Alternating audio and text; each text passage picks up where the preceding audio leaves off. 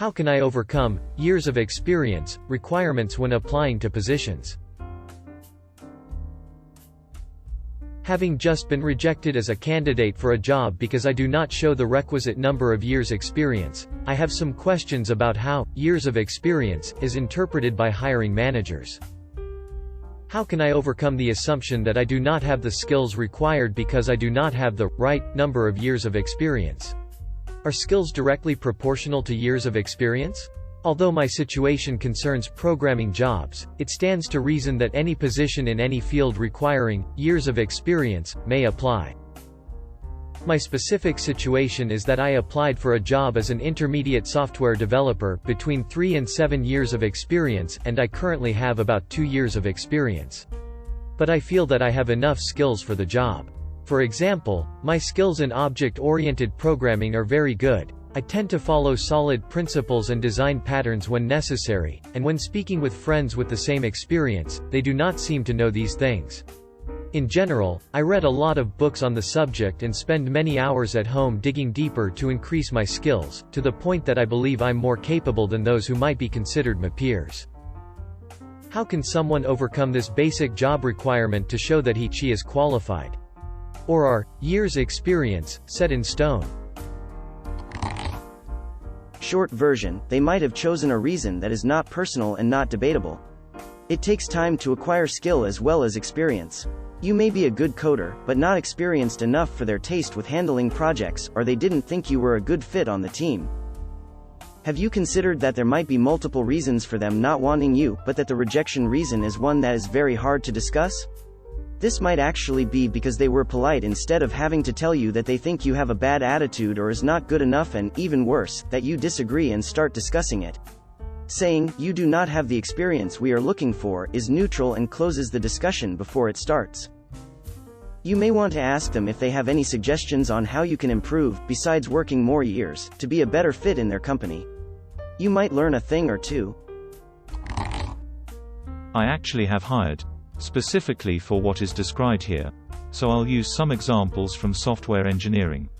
While I agree that experience will give you more expertise in subject matter, people skills, and well-roundedness, I believe that all these points can be, and are, typically clarified in the job description. I can say I'm looking for specifics in these areas, and keep the field open to a larger pool. So, what's experience? It's having had the time in the field to see the feedback loop caused by your own decisions. Particularly in engineering, you'll, and your team, will make various decisions about how you'll do the work, what the design will be, and other basic assumptions. You'll go along proceeding with some sort of plan, which is inevitably flawed. Show me a plan that worked perfectly and you'll be showing me either a very small project, or a very unperceptive engineer.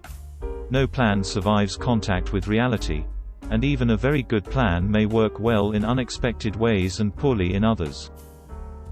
As time goes on, you'll adjust the plan, people and technologies will come and go, and reality will not trod along in a predictable fashion. The team will come up with new solutions and changes to the plan to compensate for what they've learned. This feedback loop is what seasons an engineer. Much like a hands-on lab is usually much preferred to book learning and rote memorization. Experience living through a product lifecycle, or several, gives the candidate more practical information about what works, both for their team and for themselves. It can include design heuristics, ways to improve development processes, good work habits, research tricks, and experience with how to get things done across an organization.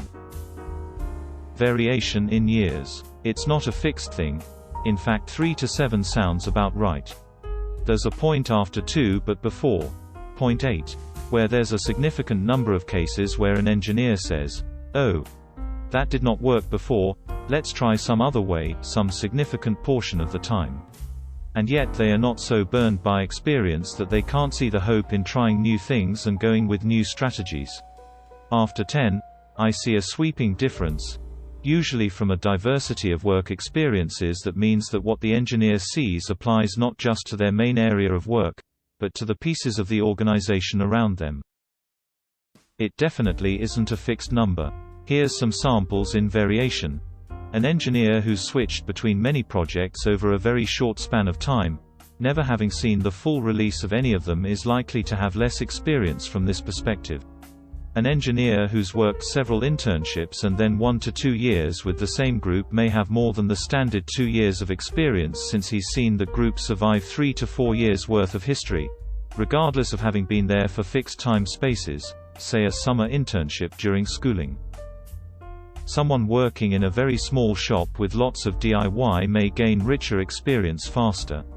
I don't see too many of these operating as strongly experienced on the short end, 2 years, but I do see it start to factor in the 7 versus 13-year range.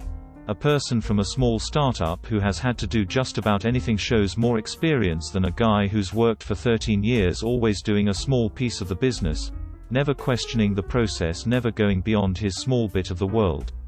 Is there an equation? Nope. But did you really expect a yes?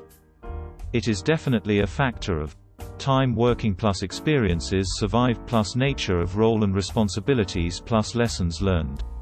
I'd say most roles have an instinctive scoring factor, and it can be as much related to gaps in the current team as the nature of the work they do.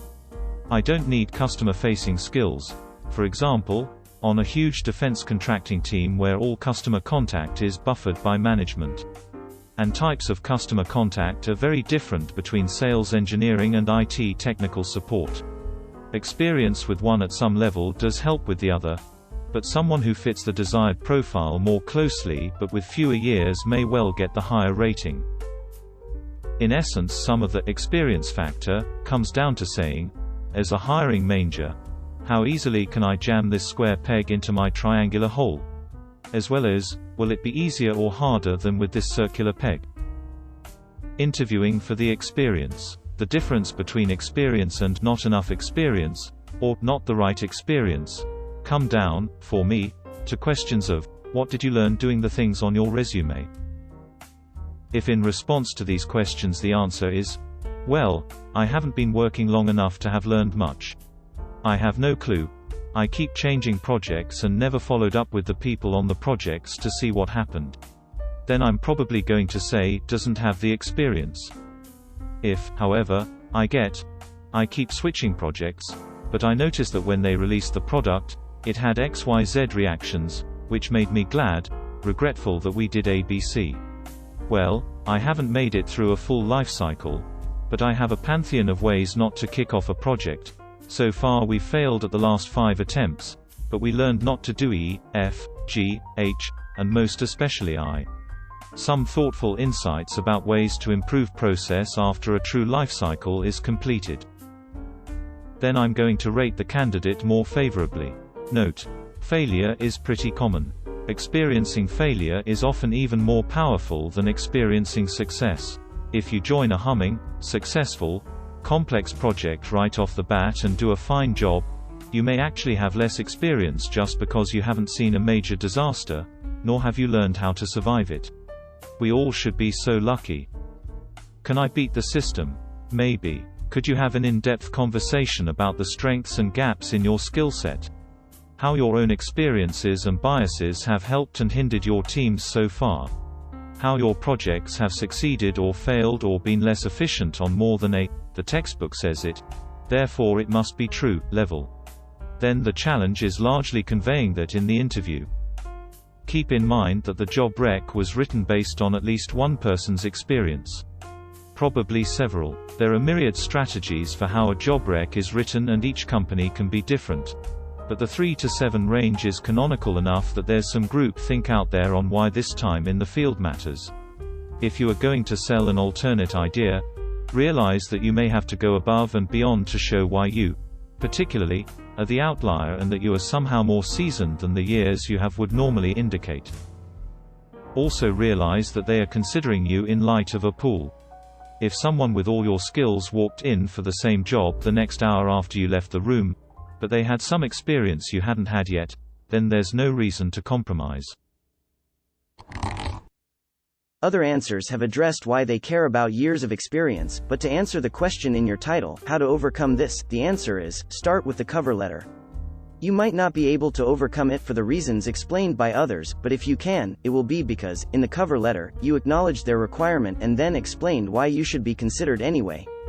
Highlight what you can do and stay away from comparisons to your coworkers. If that gets you as far as a phone screen, you will then have an opportunity to show them what you can do. Individuals learn at different rates and have different experiences that help them learn. So no, skills do not directly relate to experience. There are people who are greatly skilled with only a few years of experience and people who have many years of experience who are not greatly skilled. However, in general, the person with more years of experience has been through more of the software development cycle and has experienced both successes and failures and has had to maintain DREC written by people who didn't have enough experience or skill. You will look back at yourself in 10 years and realize how little you knew then. So yes, the smart, motivated person will, in fact, have more skills after 10 years of experience than he had at 2 years.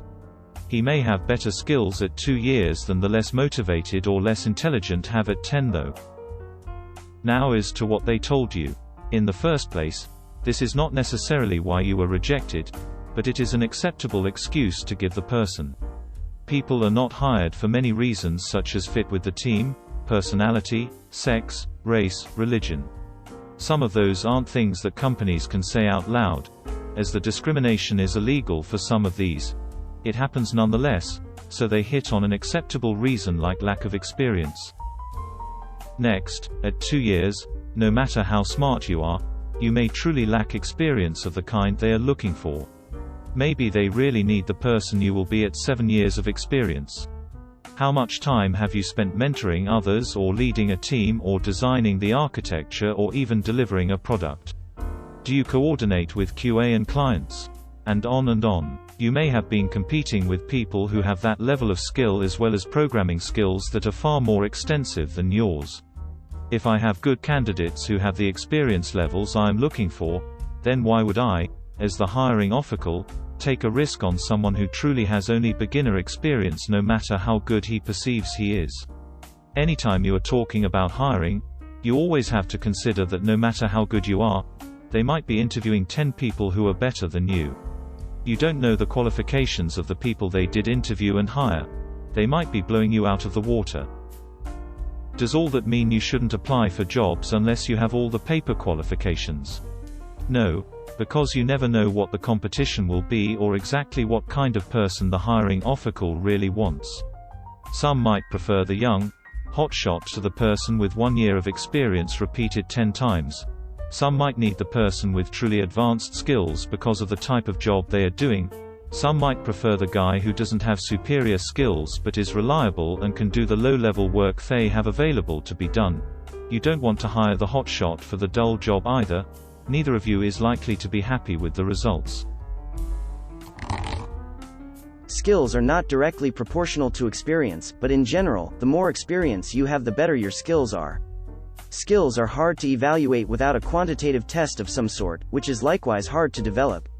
Some people who look good on paper flail about helplessly when given a coding or debugging test, while some fresh out of college can rapidly eclipse peers with 2 or 3 years of industry experience. In short, it's hard to properly evaluate programming skills, so many companies don't even try and instead fall back on a crippled metric. If you really want the job, I'd follow up with a letter explaining why you feel they should reconsider, and giving specific examples of your skills. If they've already rejected you, what have you got to lose?